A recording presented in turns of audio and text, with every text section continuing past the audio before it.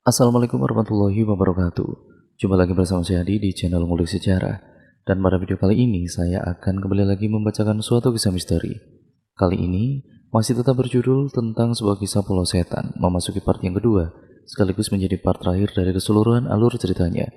Jadi untuk kalian yang penasaran bagaimana kelanjutan ceritanya dan juga akhir dari kisah ini, mari kita simak saja ceritanya berikut ini. Namun sebelum itu, untuk kalian yang belum subscribe ya teman-teman.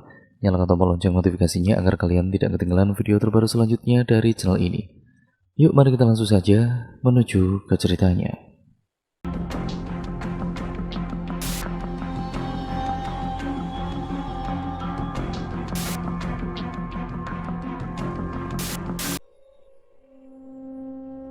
Sudut pandang dari Farel. Aku berlari bersama Mita, Vira, dan Rizal. Aku menggenggam pergelangan tangan Mita kuat. Kami berhenti di sebuah danau yang terlihat mengerikan. Napasku tidak teratur, keringat tidak pernah berhenti menghiasi tubuhku. Ku lepaskan pergelangan tangan Mita, lalu kemudian terduduk menatap langit. Kenapa kita meninggalkan Riko? Tangis Vira memecah sambil terduduk lemas di atas tanah. Dia sudah pergi, Vir, ujar Mita sambil menutup wajahnya menggunakan kedua telapak tangannya. Aku yakin Mita menangis. Seharusnya kita tidak datang ke sini. Seharusnya aku memperingatkan mereka. Ini semua salahku. Kau bodoh, Rel. Aku berdiri lalu mengambil Rizal yang terduduk sambil memukul-mukul tanah.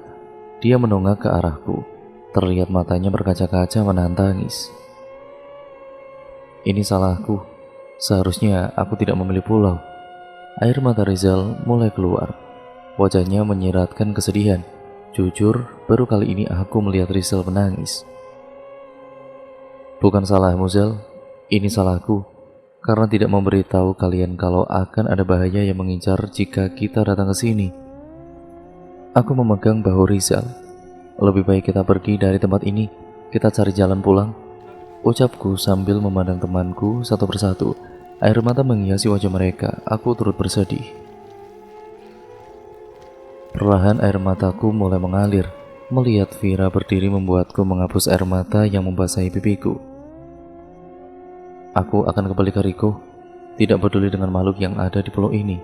Toh, kalau aku mati, aku bisa bertemu dengan Riko. Mataku terbelalak kaget mendengar ucapan yang dilontarkan oleh Vira. Vira mulai berlari memasuki hutan yang sempat kami lewati tadi.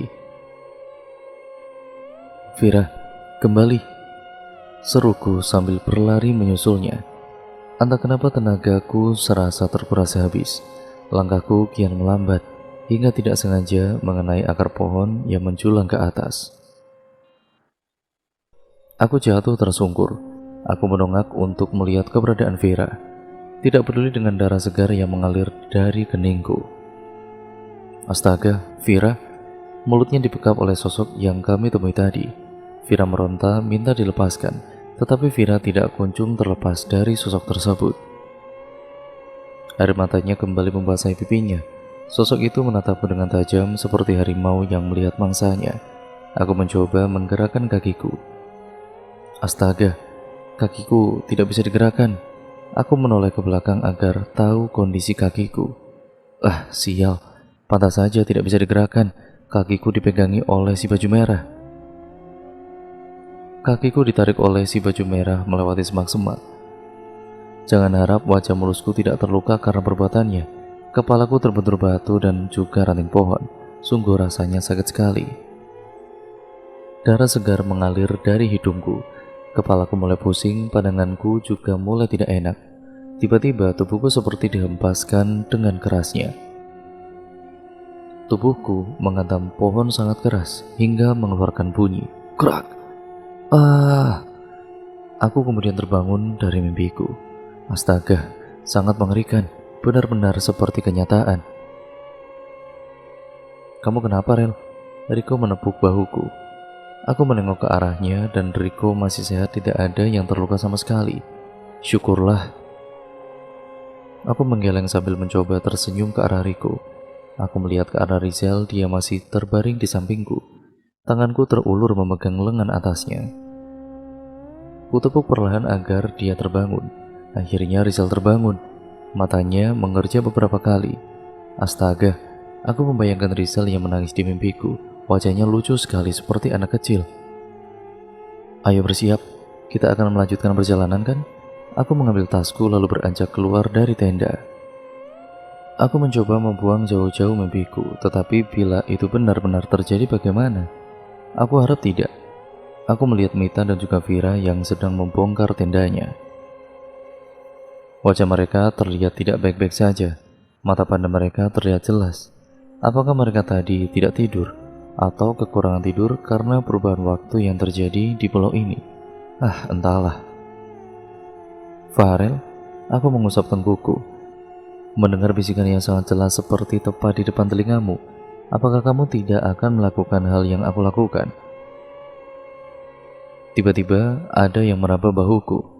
Dengan sigap ku pegang bahuku. Ada tangan, langsung saja ku tarik ingin melemparkan entah apa itu. Hingga sebuah suara yang aku kenal menghentikanku. Buset, ya jangan dibanting. Aku melepas genggaman tanganku, lalu menoleh ke belakang, ternyata Riku. Setelah berkemas, kami kembali melanjutkan perjalanan. Kami berjalan menuju ke arah utara. Setelah berjalan cukup lama, Vira melihat sebuah pemukiman yang sudah tidak terawat. Masuk ke rumah itu yuk, jawab Riko sambil menunjuk sebuah rumah yang paling besar daripada rumah lainnya. Ayo, sekalian istirahat juga. Akhirnya, kami semua masuk ke dalam rumah itu. Keadaan rumahnya tidak terlalu buruk. Banyak barang-barang usang, mungkin sudah lama berada di sini. Aku berjalan memasuki sebuah ruangan yang menarik perhatianku. Kuputar kenop pintu perlahan lalu mendorongnya. Gret, ternyata sebuah perpustakaan. Aku berjalan menghampiri sebuah meja yang di atasnya terdapat sebuah buku. Kubersihkan buku itu dari debu yang menempel. Pulau Setan itu judul bukunya. Karena penasaran kubuka halaman pertama dari buku itu. Tidak menarik, hanya tulisan Pulau Setan seperti sampulnya. Kubuka halaman kedua, sebuah gambar peta berwarna hitam putih. Sedang apa, Rel? Aku menoleh ke belakang. Mita, dia menghampiriku lalu berdiri di sampingku. Membaca buku, ujarku sambil memperlihatkan buku yang kupegang. Mita hanya mengumamkan kata "oh" sebagai balasan. Di halaman ketiga terdapat sebuah tulisan "pergilah selamanya". Aku mengernyitkan dahi, lalu menatap Mita. Dia juga menatapku dengan alis kanan naik. Sama seperti kertas yang aku temukan di lantai bawah kapal, ujarnya. Aku mengangguk lalu kemudian meneruskan membaca halaman setelahnya. Mati setelah hari ke-7. Apa maksudnya? Tanyaku kepada Mita, dia hanya mengerikan bahu. Mungkin kita. Aku kemudian menatap tajam ke arah Mita. Dia membelalakan matanya, lalu menutup mulutnya dengan kedua tangannya. Maaf, lirik Mita lalu menunduk. Aku kembali membaca buku itu. Di halaman selanjutnya terdapat sebuah tulisan. Kali ini banyak, mungkin sebuah cerita. Karena aku tidak mengerti artinya, aku bertanya kepada Mita. Kau tahu ini artinya apa? Mita mendongak ke arahku, lalu kemudian ke arah buku yang kupegang. Dia menggeleng sambil tersenyum. Bentar, aku panggilin Kak Rizal dulu, dia bisa. Mita mulai melangkah menjauh dariku. Aku menunggunya dan juga kakaknya dengan duduk di sebuah kursi yang ada di ruangan ini. Kuedarkan pandanganku ke seluruh ruangan. Seperti perpustakaan di rumahku, hanya saja jumlah rak bukunya yang berbeda. Tidak lama kemudian Mita dan juga Rizal datang dan langsung duduk di kursi yang tersisa. Rizal menarik buku yang kupegang lalu sibuk membaca. Aku melihat ke arah Rizal dengan pandangan bingung. Kenapa kak? Tanya Mita. Aku ceritain ya. Aku dan juga Mita mengangguk sebagai jawaban. Pulau Setan adalah pulau hantu yang muncul di paha. Kak, yang benar ih. Rizal hanya tertawa menanggapi ucapan Mita, sedangkan aku hanya menggelengkan kepalaku. Pulau Setan adalah pulau hantu yang muncul di peta pada awal abad ke-16 dan menghilang pada pertengahan abad ke-17. Diyakini bahwa pulau itu dihuni oleh setan dan binatang buas yang akan menyiksa dan menyerang setiap kapal yang lewat atau siapapun yang cukup bodoh untuk berkeliaran ke pulau itu. Rizal berhenti membaca buku yang dipegangnya, lalu menatapku dan juga Mita. "Kenapa, Sel?" tanyaku. "Yakin mau lanjut?" Aku kemudian mengangguk, begitu juga dengan Mita. "Kita sekarang berada di pulau setan," lirik Rizal. Mataku membulat mendengar perkataan Rizal. Aku merebut buku di tangan Rizal, lalu membaca kalimat terakhir di halaman itu. Dan iya, memang benar apa yang dikatakan oleh Rizal. Aku membuka halaman berikutnya, dan ternyata kosong. Karena masih penasaran dan juga tidak percaya, aku terus membuka halaman-halaman berikutnya. Dan hasilnya tetap sama, kosong. Akhirnya, aku menemukan tulisan di halaman terakhir. Aku terkejut melihat tulisan di halaman terakhir itu. "Kalian telah menghabiskan waktu 3 hari, dan sisa waktu kalian 4 hari. Aku membaca tulisan di halaman terakhir itu sambil memasang wajah bingung. Padahal kalau dihitung seperti biasanya, kami masih berada di pulau ini kurang lebih 1 hari. Loh, bukannya kita baru 1 hari di sini ya? Kok jadi 3 hari? Mita juga sama bingungnya denganku. "Oh, aku paham. Mungkin yang dimaksud itu waktu di pulau ini, bukan waktu yang biasanya," ujarku sambil tersenyum. Tapi tidak lama kemudian, senyumku hilang karena menyadari satu hal. Jadi kita harus secepat mungkin meninggalkan tempat ini. Ya, bisa tolong panggil Riko sama Vira, Sel. Aku sama Mita mau cari petunjuk lain. Rizal mengangguk, lalu beranjak mencari Riko dan Vira.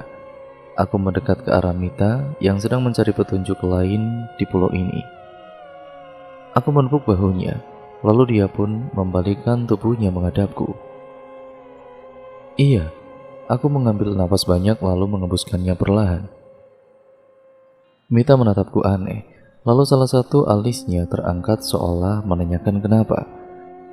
"Aku mau ngomong sama kamu, serius," ucapku. Dia kemudian mengangguk menanggapi ucapanku. "Ngomong aja," ujarnya santai. Ya begitulah Mita, santai, tapi kalau lagi emosi jangan ditanya. "Sebenarnya keluarga kita berhubungan. Maksudku kakek kita sama. Pertama, kakek kita menikah dengan nenekmu.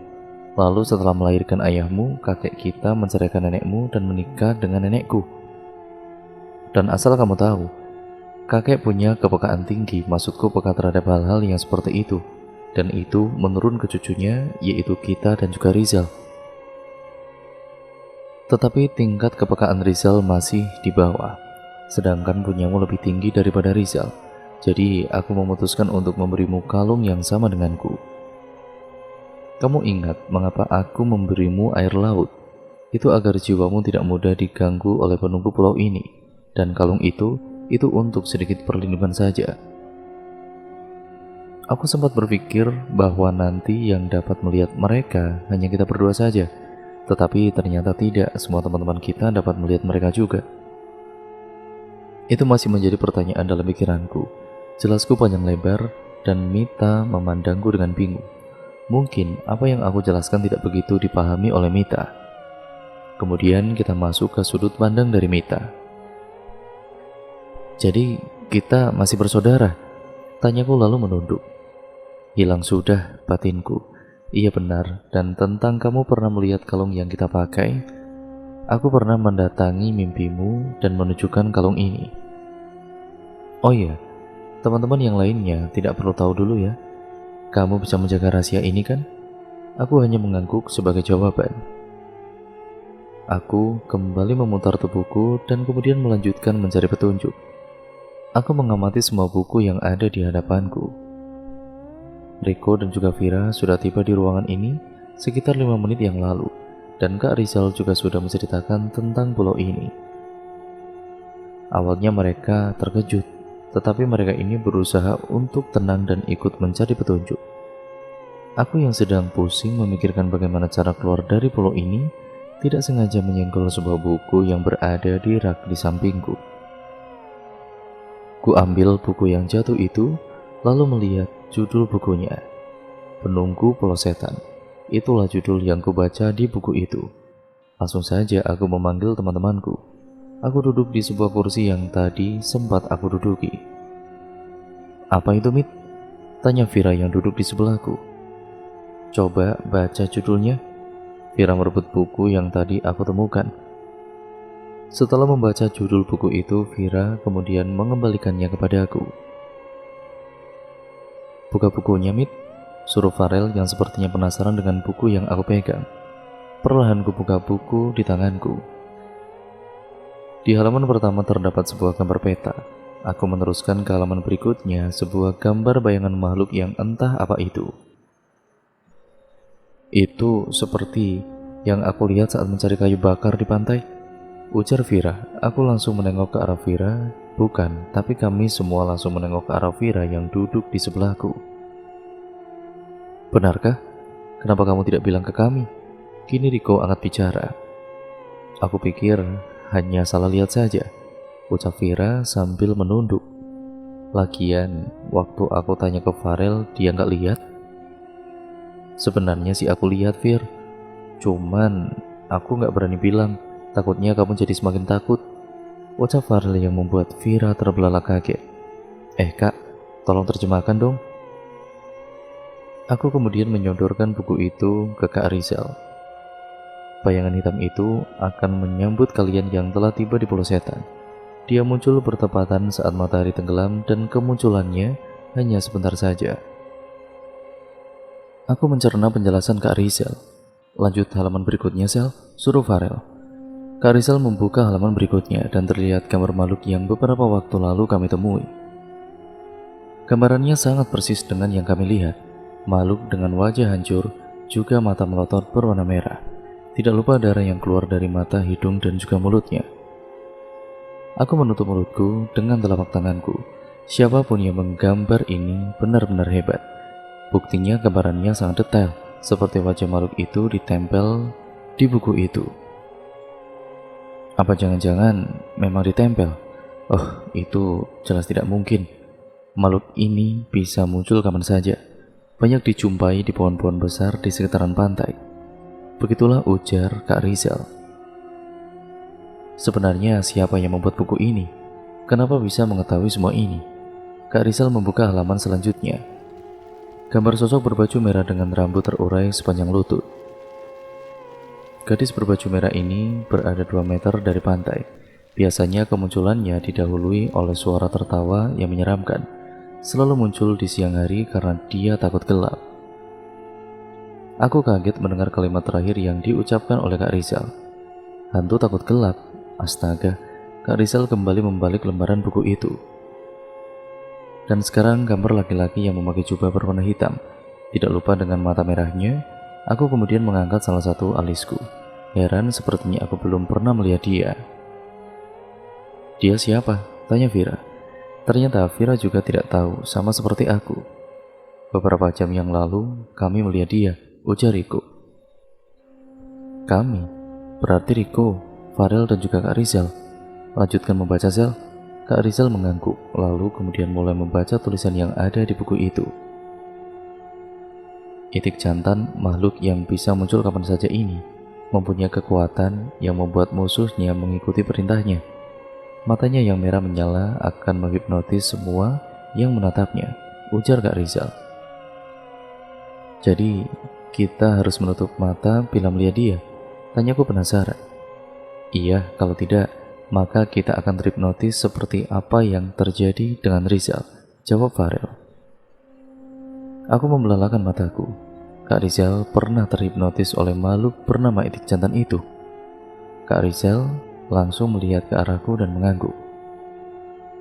Aku mencoba mengatur emosiku dengan menarik dan juga membuang napas secara perlahan.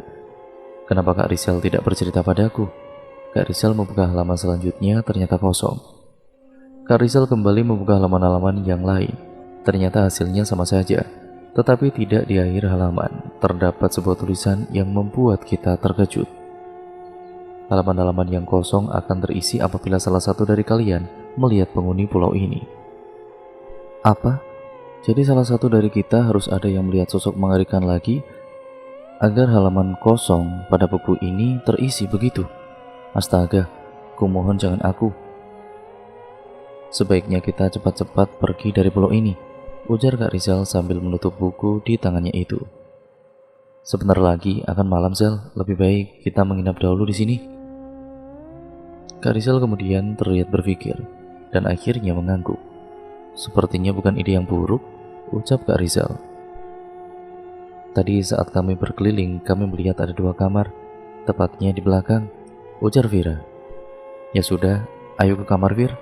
Aku kemudian menarik tangan Vira untuk keluar dari perpustakaan. Kami berjalan menelusuri bangunan rumah tua ini, hingga akhirnya kami berhenti di depan pintu berwarna putih. Vira membuka pintu di depan kami dan terlihatlah ruangan kamar yang lumayan besar untuk dipakai 2 orang. Aku berjalan ke arah cermin yang ada di sudut ruang kamar. Kulihat pantulan diriku di cermin itu. Tiba-tiba muncul makhluk dari dalam cermin tersebut. Aku langsung mundur beberapa langkah, mencoba menjauh dari makhluk itu. Wajahnya berwarna putih, dengan mata yang mengeluarkan darah. Tangan kanannya yang penuh dengan darah terulur ke arahku, tidak lupa dengan kepala hantu itu yang mulai keluar dari cermin. Mati! Hantu itu berteriak sangat keras sampai mulutnya sobek sampai ke telinga, dan juga matanya yang semula berwarna putih kini berubah menjadi merah darah. Aku juga ikut berteriak beriringan dengan hantu tadi yang meneriakkan kata mati. Aku terjatuh karena tiba-tiba ada yang menarik kakiku. Aku menutup kedua mataku sambil menangis. Hei Mit, kamu kenapa?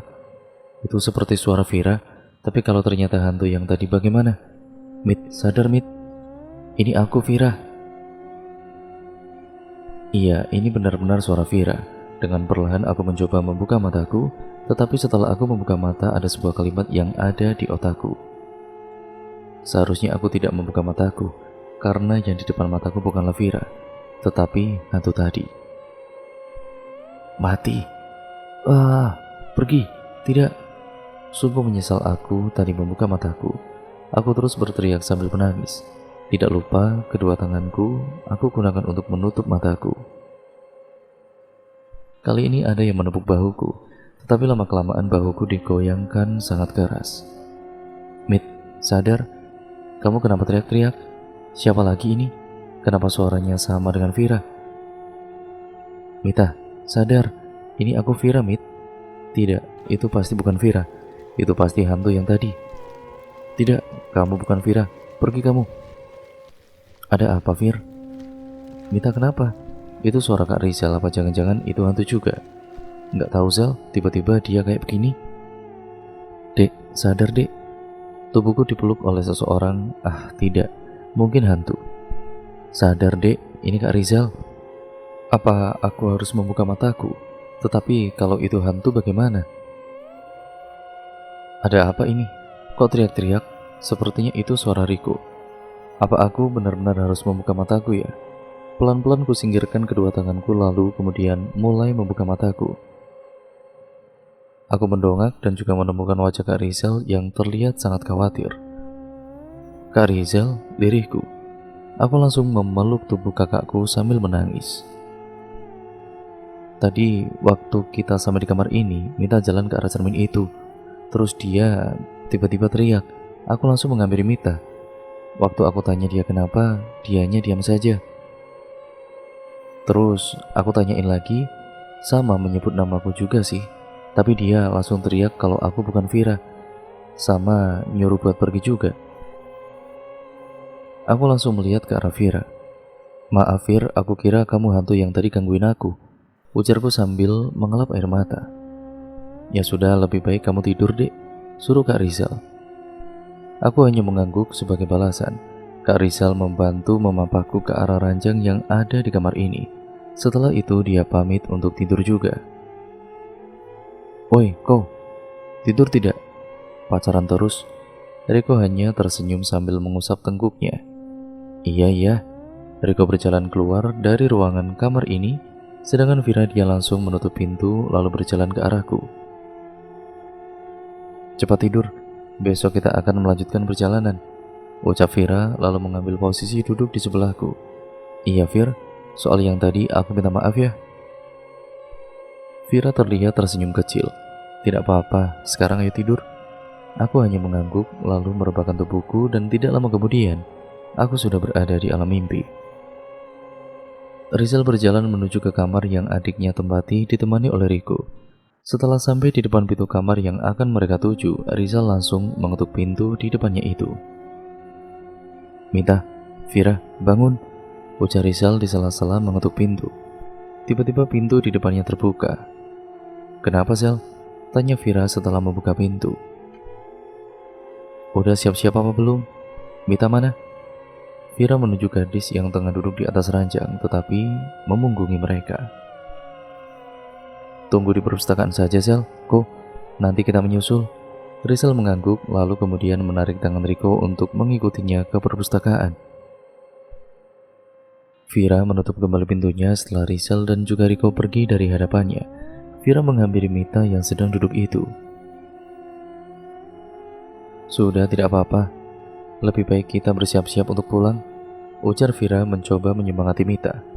Kalau benar-benar terjadi, bagaimana Vir? Vira langsung memeluk Mita yang tengah menangis itu. Tidak akan terjadi apa-apa, Mit. Percaya padaku, kita lalui semuanya bersama-sama, oke? Vira melepaskan pelukannya, lalu kemudian mengusap air mata Mita. Sekarang kita bersiap-siap ya. Semuanya sedang menunggu di perpustakaan, ucap Vira. Mita hanya mengangguk sebagai balasannya. Riko lama sekali sih, gerutu Rizal sambil memakan roti yang dibawanya. Kita cek saja bagaimana, usul Farel. Teman-temannya mengangguk tanda setuju, lalu mulai beranjak dari duduknya. Mereka berempat kembali memasuki rumah tua itu untuk menemui Riko. Farel langsung mengetuk pintu kamar mandi yang ada di depannya itu. Kok, masih lama? Tanya Vira. Hening tidak ada balasan. Hal itu membuat Vira khawatir. Riko, masih lama atau tidak? Vira bertanya lagi, kali ini lebih keras daripada yang tadi. Vira langsung membulatkan kedua matanya mendengar suara dari dalam kamar mandi. Kok, kamu gak apa-apa kan? Tanya Rizal sambil mengetuk pintu kamar mandi. Perasaanku tidak enak, lirik Mita. Kok, kita buka ya pintunya? Mita meminta izin kepada Riko. Walaupun tidak ada jawaban, tapi setidaknya Mita sudah memberitahu kalau akan membuka pintu kamar mandi itu. Ceklek, dikunci. Sepertinya pintu kamar mandinya dikunci dari dalam. Mita langsung melirik ke arah kakaknya Rizal. Dikunci kak? Rizal meminta Mita untuk segera bergeser. Rizal mencoba untuk mendobrak pintu itu. Percobaan pertama gagal. Percobaan kedua juga sama. Di percobaan ketiga, Rizal meminta Farel untuk membantunya dan hasilnya berhasil. Rizal dan juga Farel langsung masuk ke dalam kamar mandi diikuti oleh Mita dan juga Vira. Mereka terkejut mendapati Riko yang terbaring di lantai kamar mandi dengan banyak darah di tubuhnya.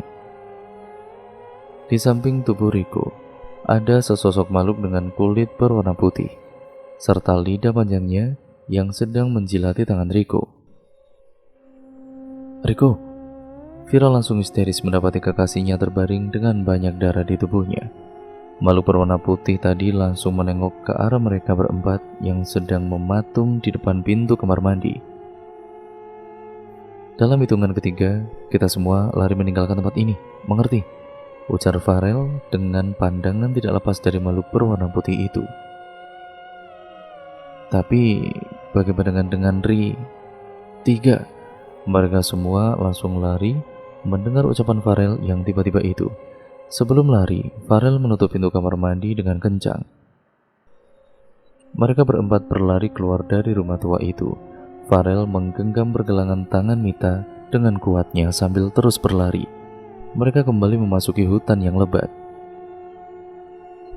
Di tengah perjalanan mereka dikejutkan oleh sesosok yang mengenakan jubah hitam dan tongkat dengan lambang bulan yang dikelilingi bola-bola kecil berwarna hitam di bagian atasnya.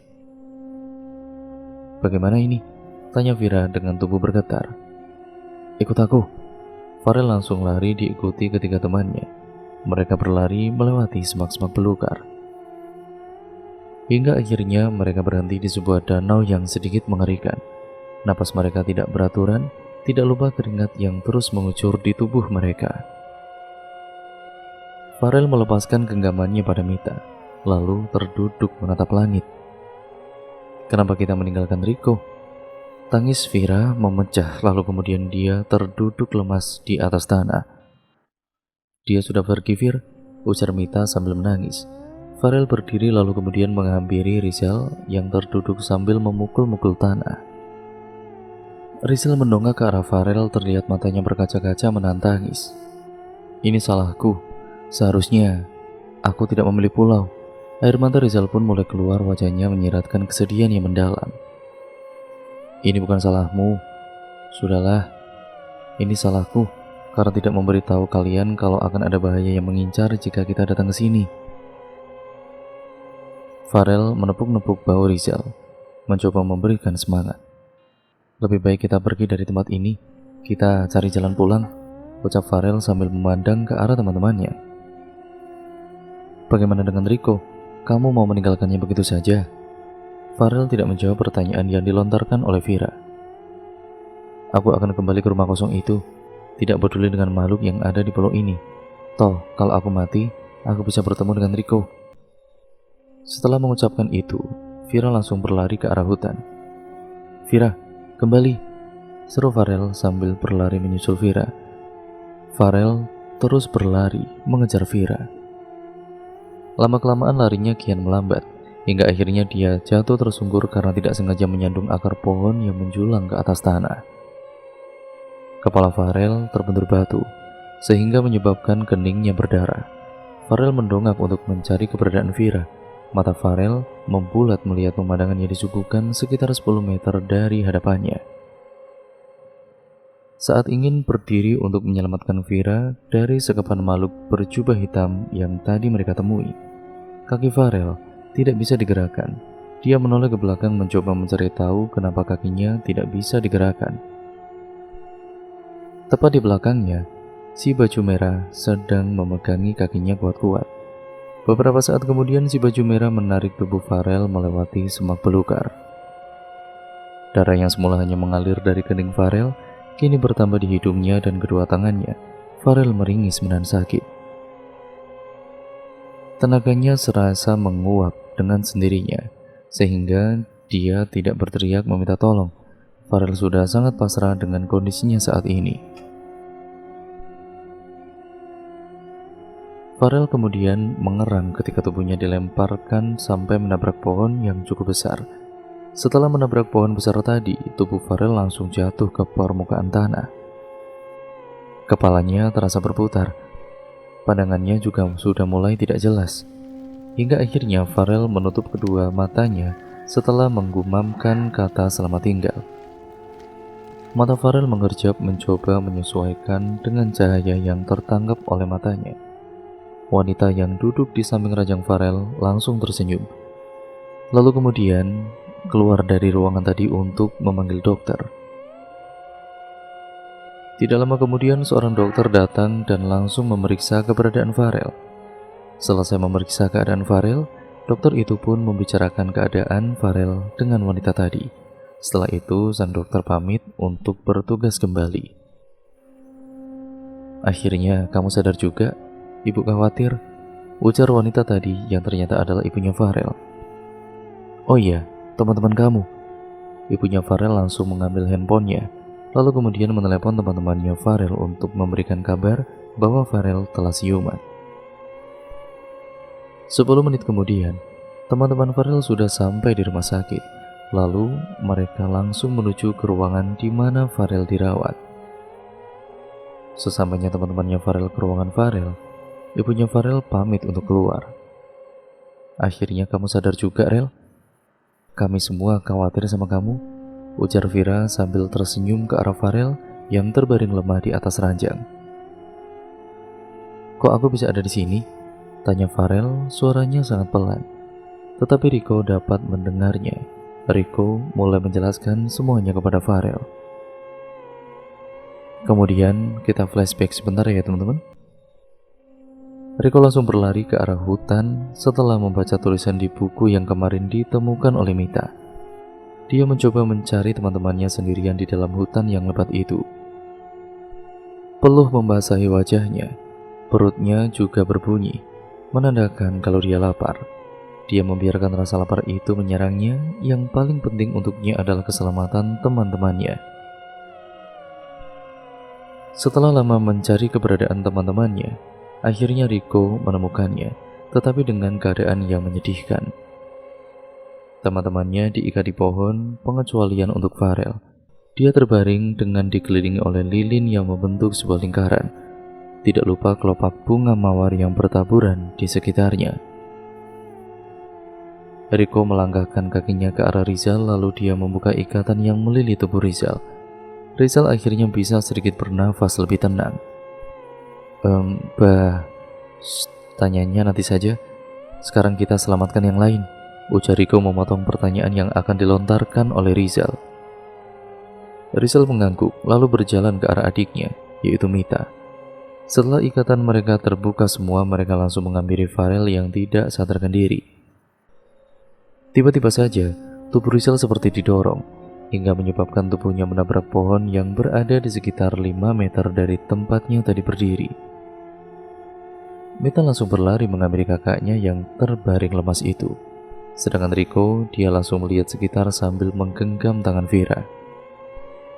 Sosok yang dicari-cari oleh Rico akhirnya memperlihatkan wujudnya. Vira langsung memeluk tubuh Rico dari samping sambil menyembunyikan wajahnya di lengan atas Rico. Erika berjalan mendekat ke arah Rico dibantu oleh adiknya. Sesampainya di samping Rico dan Vira, Rico langsung membisikkan sesuatu kepada Rizal. Kening Rizal yang semula biasa saja kini mengernyit dengan heran. Tiba-tiba sebuah bola api menyerang mereka, tepatnya Rico.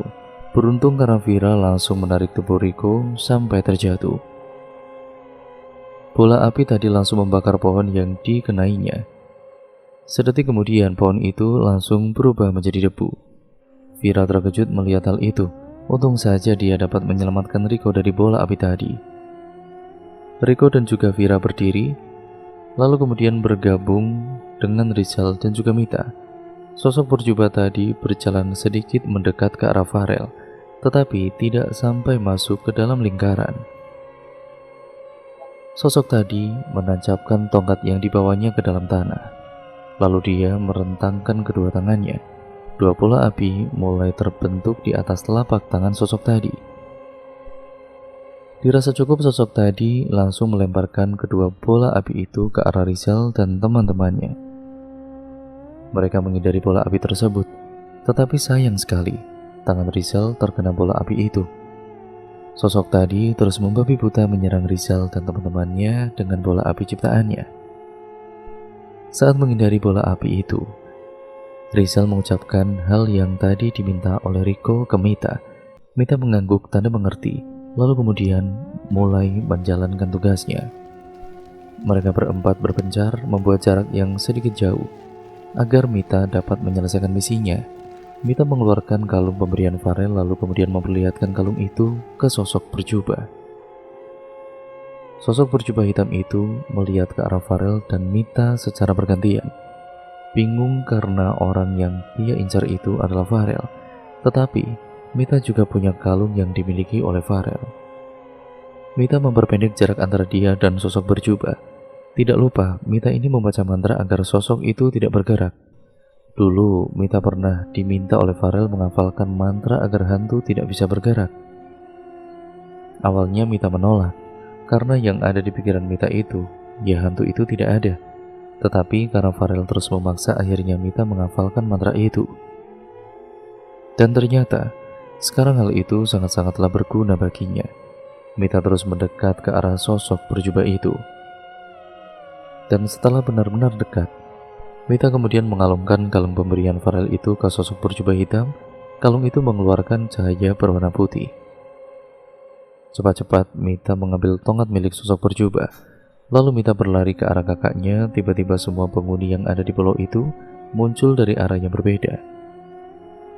Rizal menyuruh teman-temannya untuk berdoa agar hantu-hantu itu tidak menyerang mereka. Tiba-tiba ada yang membisikkan sesuatu ke telinga Mita. "Tolong suruh teman-temanmu untuk diam. Kami hanya ingin melihat makhluk sialan itu mati."